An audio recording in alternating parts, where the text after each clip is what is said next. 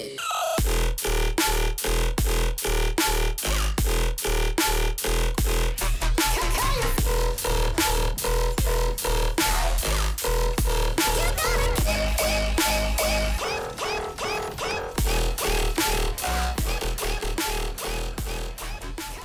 Yo guys, what is up? Max in Borderlands 4 video, and today we're going to be going over my leveling guide to Harlowe. Now, Harlowe is the Gravatar. She's kind of a pseudo-siren in that she's doing a lot of the things that sirens could do in previous games. However, she's using tech and her gadgets in order to achieve those things.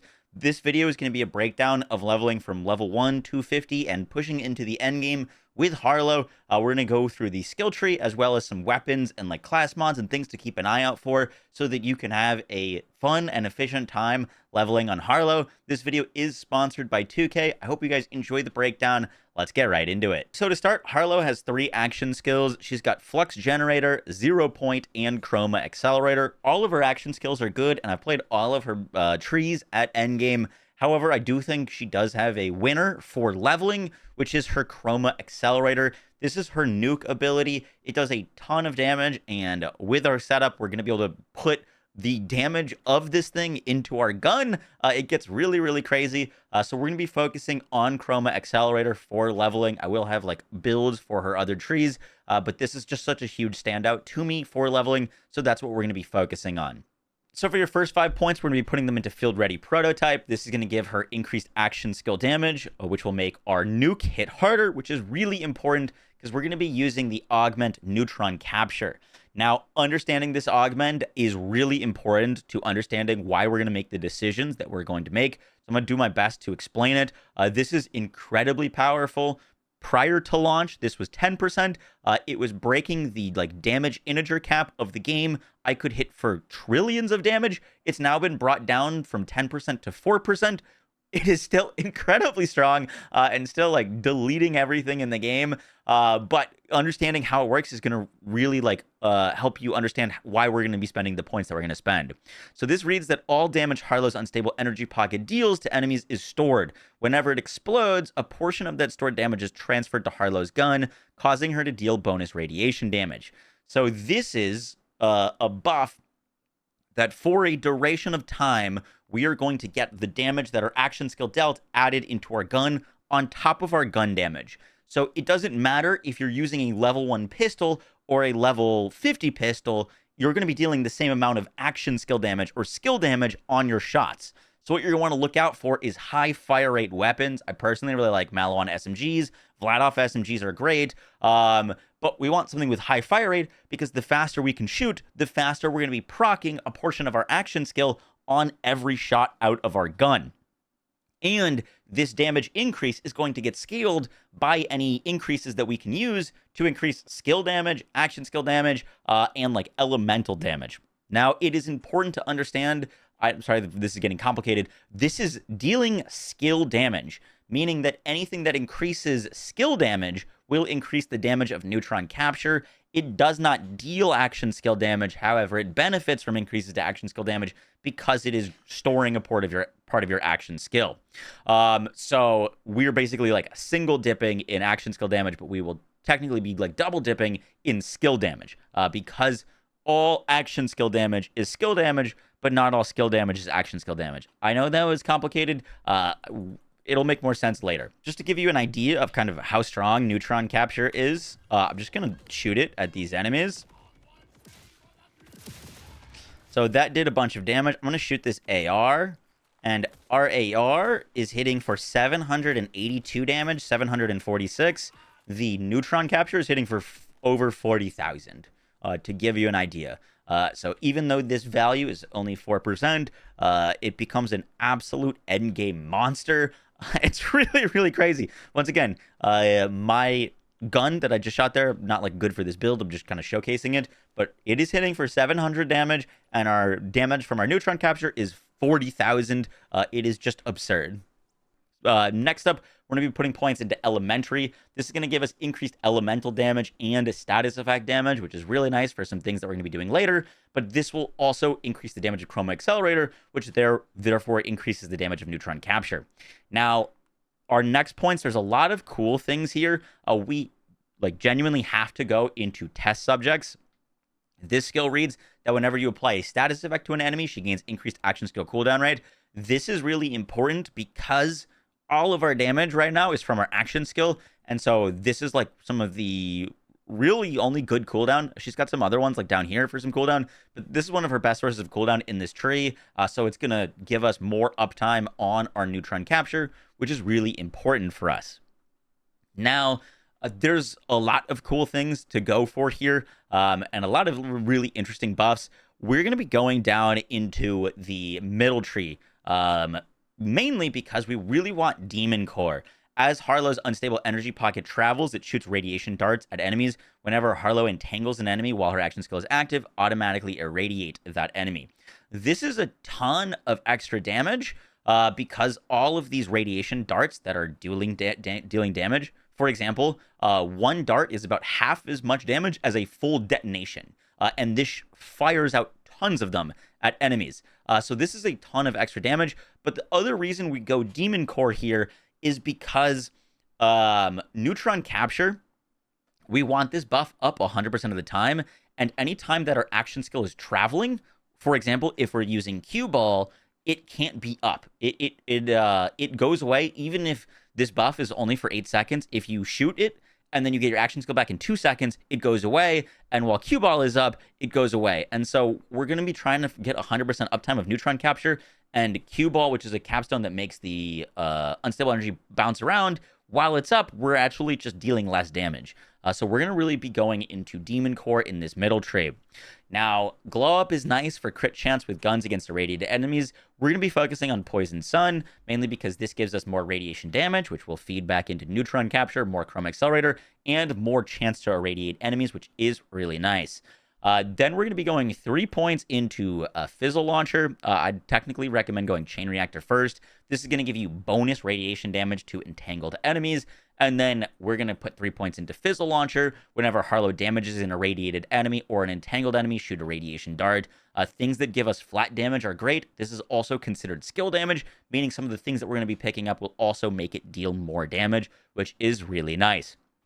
This unlocks a Demon Core for us, which is such a huge buff to her neutron capture. And then, in my opinion, I think it's worth picking up a Dirty Bomb. Whenever Harlowe irradiates an enemy, create a radiation explosion on that enemy. This will help with your AoE, but it'll also give you a decent bit of damage, especially if your action skill is proccing dots on enemies. So at this point, there's a ton of really powerful skills that we could go grab. We're going to be doing something a little bit weird, but I promise you it's worth, and that is going to be putting 5 points into Make Extraordinary.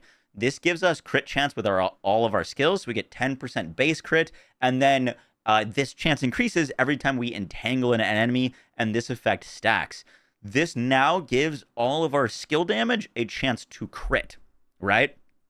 Now, all action skills are considered skills. Not all skills are considered action skills. So what this basically means is if we're shooting an enemy in the toe with our gun, we might not be critting, but neutron capture now has a 65% chance to crit, which is such a massive damage increase for us. It also means that our like Demon Core can crit, these Fizzle Launchers, these radiation darts, these can now crit. And because we've got all these skills going off, this is going to be constantly stacked up. So this is a really, really awesome damage increase. I personally like rushing to the capstone because the capstone in Red Tree makes a big impact, but I would definitely go Extraordinary next. Now we're going to go for some quality of life because now whenever we entangle an enemy here, we're going to be getting a stacking crit chance on our skills, which is really important. So we're actually going to go over to Carry the One.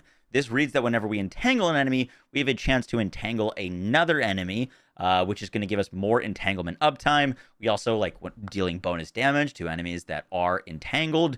And then we're going to put a point into Break the Ice. Now, for leveling, I think this is a great decision. Once we're like endgame min-maxing, we can talk about the pros and cons of this.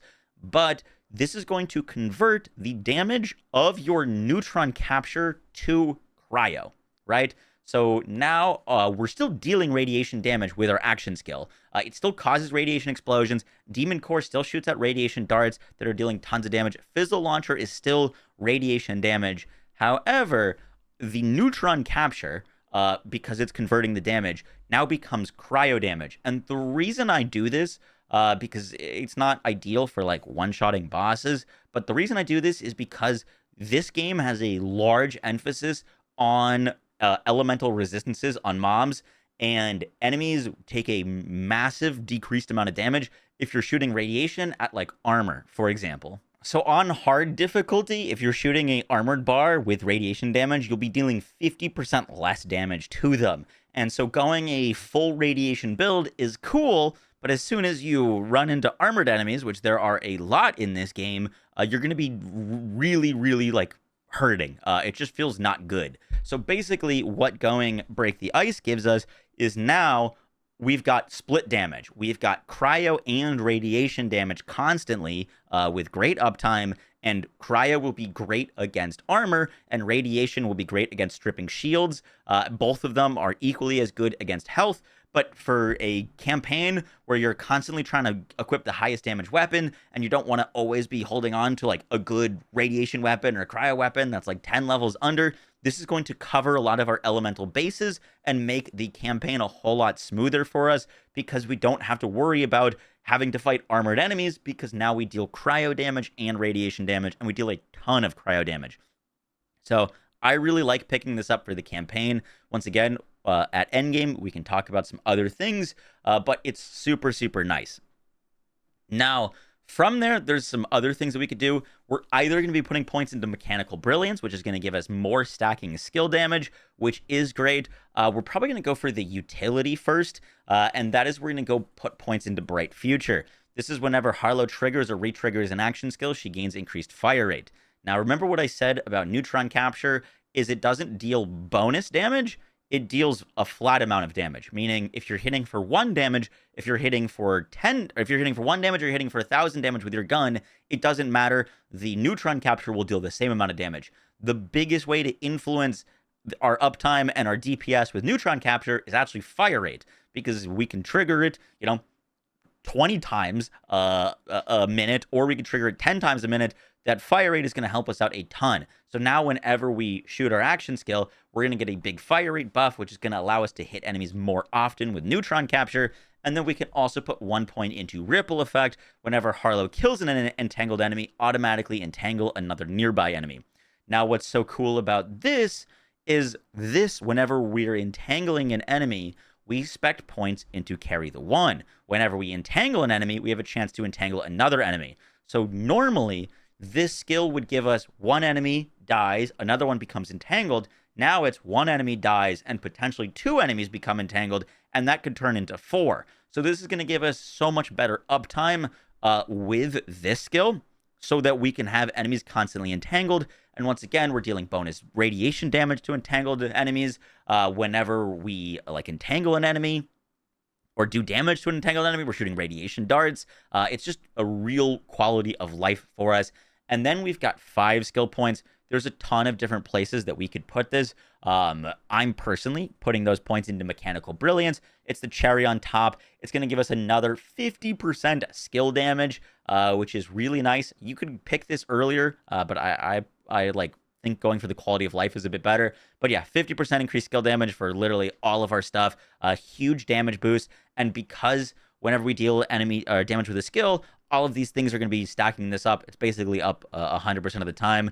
We don't need like rounding up. We're not dealing a ton of gun damage on this build. What we're dealing is a ton of skill damage with neutron capture. So like rounding up these things don't really matter. For single target and bossing, alternate fuel source is great. But this build focuses on being able to delete everything in the game while also having a lot of quality of life and being good at both mobbing and bossing. So now let's go over some guns and gear. I'm not trying to showcase too many legendaries, but there are some ones that are really powerful and like really helpful to pick up. So for guns and gear, one of the best things that you can find on Harlowe are high radiation Maliwan shotguns that roll with Beam Tosser. This is just a blue. This is what we can one-shot bosses with. This Beam Tosser attachment or alt fire does a ton of damage. If you can find it in radiation, you will just one-shot bosses with it. Really, really valuable. Even if it's a green with Beam Tosser, trust me, pick it up, give it a go. If you can find it in radiation, that's great. If you can find it in cryo, that's also awesome. It just does a ton of damage. Some other weapons to keep an eye out for are Vladof SMGs, particularly with the taser attachment. The taser procs a neutron capture. So if we do our little like neutron capture here, just to give you an idea, that explodes. We pop these tasers. All of these tasers pop the full value of your neutron capture. So all of those ticks are full values of your neutron capture. This will like literally, you shoot the tasers, it'll kill everything that you come across. It is gross. And I also found mine that rolled in radiation, so it's also extra nice. The other thing to keep an eye out for is Maliwan SMGs. These are really good if you can find them with a Jacob's part so that they ricochet crits. It becomes even better. You can just, have a mobbing weapon in an SMG because it's going to be bouncing around. And then for legendary weapons, I'm just going to showcase one, the plasma coil. I don't want to say where this drops. I will have it in the description if you want to look. There are like slight spoilers with that. But the plasma coil is really good and it does a ton of radiation damage. It's pretty perfect for this build. Now, for our rep kit, we're going to be looking for leech and cooldown. Just extra lifesteal is really nice. This is 30% lifesteal for 6 seconds. We have a 7-second cooldown on this, so we can just kind of keep this lifesteal up. Helps us a ton. For like one-shotting bosses, you're going to want to look for something like this, which gives your next amp, your on use, grants increased damage for your next shot by 200%. This applies to like the shot from like a beam tosser shotgun, which if you'll note, this does 12,000 damage per projectile, and like my SMG does 624, for example. So you want to use that with a beam tosser, and then you can also roll Enrage to give you 30% increased damage. Really, really powerful.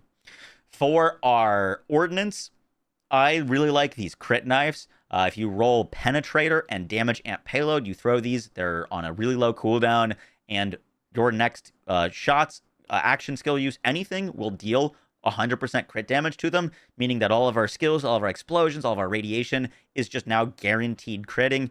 If you can also find Maliwan, Rad, or Cryo grenades, those are great. I like Ripper grenades as well, but keep an eye out for this like Penetrator knife. It'll guarantee crits, which is why we didn't spec into that like guarantee crit node on our skill tree.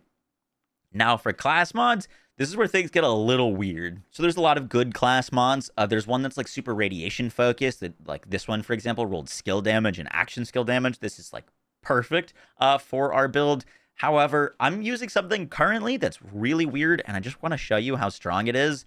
If we put on one of these, sure, let's throw on this one. This is the Skeptic class mod. Whenever Harlowe slams an enemy in stasis, she automatically fires radiation darts and cryo darts that home in on enemies. Shooting enemies with an active status effect restores 5% of your action skill cooldown. This doesn't work for us. The top part, the bottom part does. And I want to show you how crazy this gets. So I'm just going to shoot my action skill out. Let's just detonate that. So I'm on a 30-second cooldown, right? Watch what happens when I shoot this guy. And my action skill is back. It's crazy.